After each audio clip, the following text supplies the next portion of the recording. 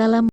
Aktris dan presenter Indra Bekti resmi digugat cerai oleh sang istri Aldila Jelita pada Senin, tanggal 27 Februari tahun 2023 di Pengadilan Agama Jakarta Selatan.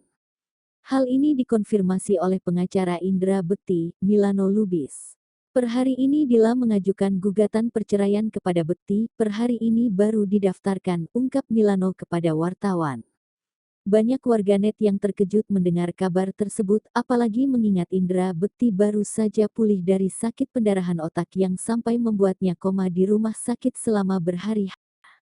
Benar bahwa hari ini, tanggal 27 Februari tahun 2023, Dila sudah memasukkan gugatan cerai ke Pengadilan Agama Jakarta Selatan, kata Milano Lubis. Milano Lubis mengatakan, pengajuan gugatan cerai kliennya itu masih dalam proses.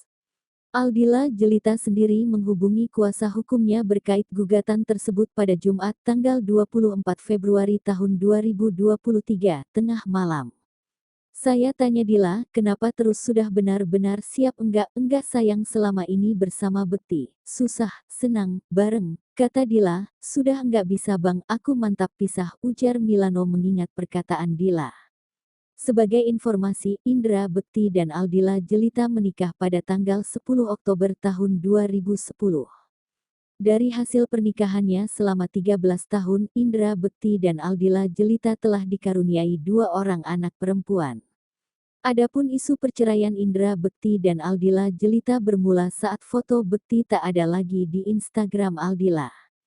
Hanya tersisa satu foto yakni ketika Indra Bekti, Aldila serta anak-anak tengah merayakan ulang tahun.